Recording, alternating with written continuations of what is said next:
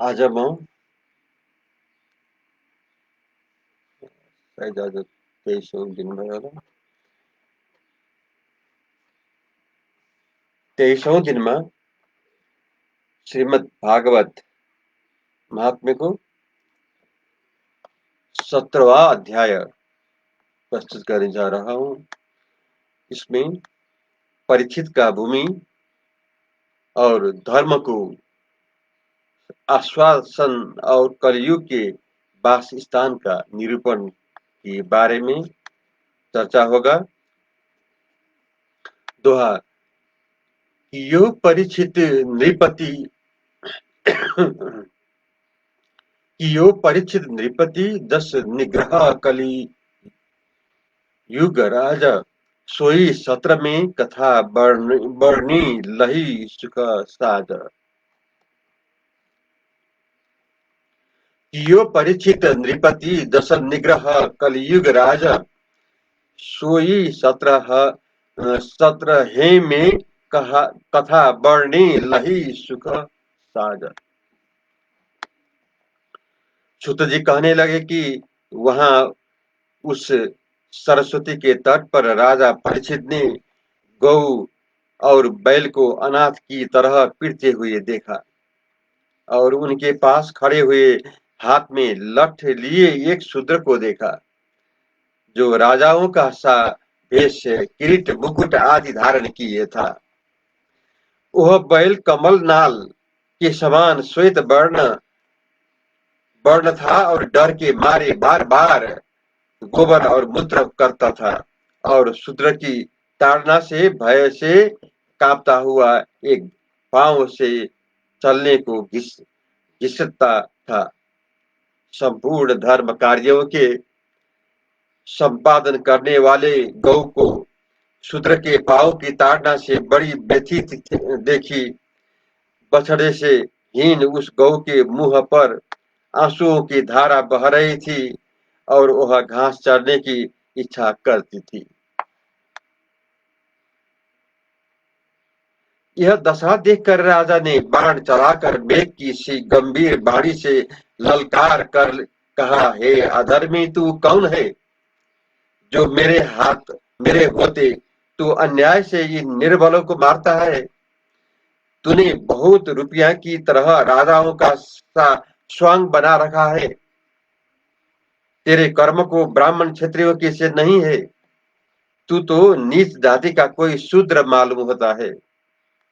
तूने अपनी जी में यह समझ लिया है कि गांडवी धनुषधारी अर्जुन और कृष्ण तो है ही नहीं, मेरा अब कोई क्या कर सकता है। इसी से तू स्वच्छंद होकर गौ और बैल को मारता है रे अधम। सोच करने योग्य तू बड़ा अधर्मी है और इसी से तू वध के योग्य है। यह कहा राजा ने बैल से पूछा कि तुम कौन हो, तुम्हारी 3 टांगे कैसे टूट गई, जिस कारण से अब एक ही पांव से चलते हो। क्या तुम कोई देवता हो जो बैल का रूप रख कर आए हो। इन सब बातों से हमको बड़ा असमंजस्य है। हे वृष, पांडवों के भुजदंडों से रक्षित इस भूतल में तू ही एक ऐसा है जिसके शोक से आंसू टपकते रहते हैं। हे सूर्य नंदन, अब तुमको इस शूद्र से डरने का कोई कारण नहीं है। अब मत डरो। हे गौरी माता, अब तू भी रुदन मत कर। जब दुष्टों का दंड देने वाला मैं मौजूद हूँ तब तुमको कुछ भय नहीं है। मैं तुम्हारा हित साधन करूंगा।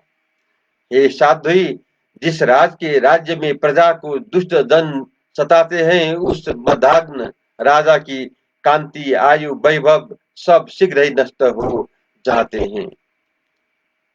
इसलिए इस नीच दुराचारी और जीव हिंसक को मैं इसी समय हिमालय को पहुंचाऊंगा। हे सौरभेय, तुम्हारे तो 4 पांव होते हैं, तुम्हारे 3 पांव किसने काट काट डाले हैं। तू अपने विरूप करने वाले को बदला, मैं उसको यथार्थ दंड दूंगा। धर्म बोला, हे श्रेष्ठ पुरुष, हम उस मनुष्य को नहीं जानते हैं जिससे क्लेश उत्पन्न हुआ है, क्योंकि अनेक शास्त्रों के अनेक मत है, इससे मेरी बुद्धि मुग्ध हो रही है। कोई योगी जन तो यह कहते हैं कि आत्मा को सुख देने वाला आत्मा ही है, तथा नास्तिक लोग यह कहते हैं कि अपना अपन अपन पा ही अपने पे को सुख देता है। कोई दुख होने का कारण दैव को मानते हैं, कोई कर्म को समझते हैं और कोई स्वभाव को ही दुख सुख का कारण मानते हैं। ये राजश्री कितने यह कहते हैं कि जो मन और वाणी से अगोचर है। ये राजश्री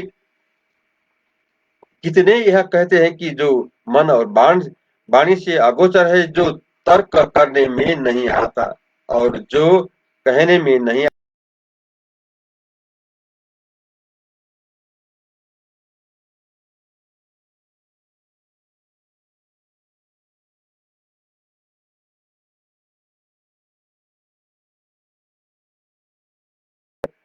राजा का विषाद जाता जाता रहा और सावधान होकर कहने लगा कि हे धर्मज्ञ, तुम तो बैल का रूप धारण किए हुए धर्म मालूम होते हो,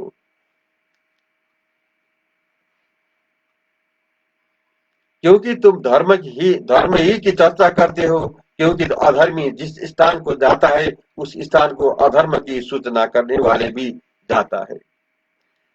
तुमको इसलिए अधर्मी कलयुग का नाम नहीं लिया है, क्योंकि उसका नाम लेने से तुम्हें पाप होता है।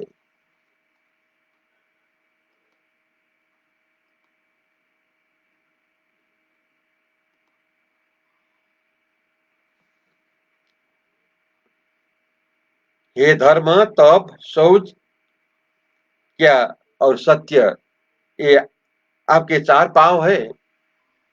इनमें से तप, शौच और दया, इन तीनों पांचों को अधर्म के अंश गर्व, श्री संगम और मद, इन तीनों को तोड़ डाला है। अब केवल तुम्हारा एक सत्य नाम वाला पांच शेष रह गया है। इससे तुम अपना निर्वाह करते हो, सो इसको भी झूठ बोलने से बड़ा हुआ कलयुग तोड़ना ही चाहता है। भगवान के जिसका समग्र बोझ उतार दिया है, वो यह गौ रूप धारण किए हुए पृथ्वी त्यागी हुई अभागिनी श्री की तरह भगवान के वियोग से आंखों में आंसू भरकर रोती है और इस बात से शोक संतप्त है, और ब्राह्मण्य राज भेषधारी शूद्र मुझको भोगेंगे।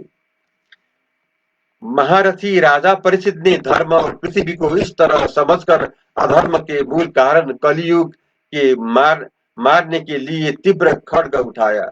तब कलयुग राजा को मारने के लिए आता हुआ देखकर डर के मारे राज चिन्हों को त्याग कर सिर झुकाकर उसके चरण कमलों में गिर पड़ा।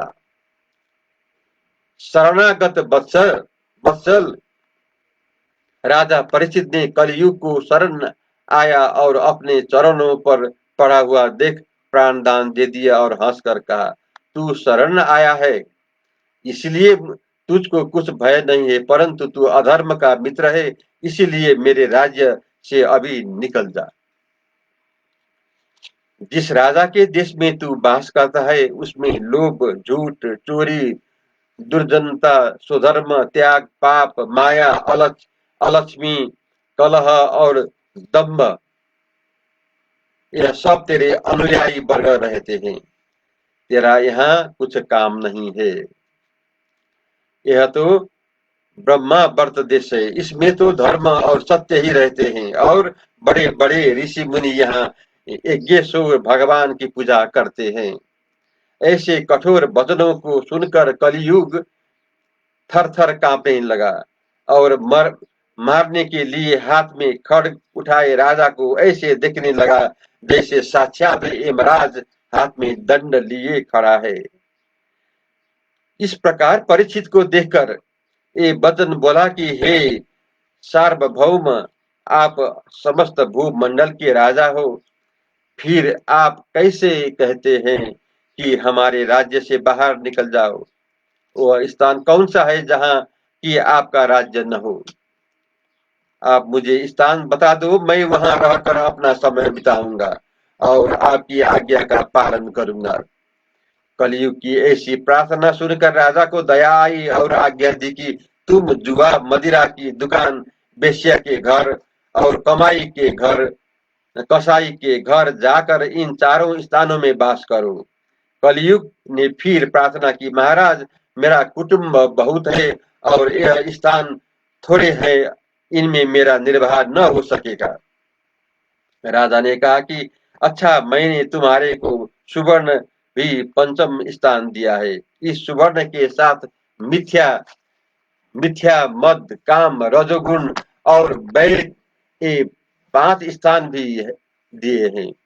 अधर्म का मित्र कलयुग का राजा परीक्षित की आज्ञा का पालन करता हुआ उनके बताए हुए उन 5 स्थान में वास करने लगा। इसी हेतु से जो मनुष्य इस संसार में अपना वैभव बढ़ाना चाहे तो इन अधर्म रूपी 5 स्थान को कदापि सेवन न करे। और एक तो धर्मानुरागी, दूसरा राजा, तीसरा गुरु, इन तीनों को तो कदापि इनका सेवन करना चाहिए न करना चाहिए, सेवन न करना चाहिए, क्योंकि इन गुरु राजा आदि को झूठादि सेवन करने से नाश ही है।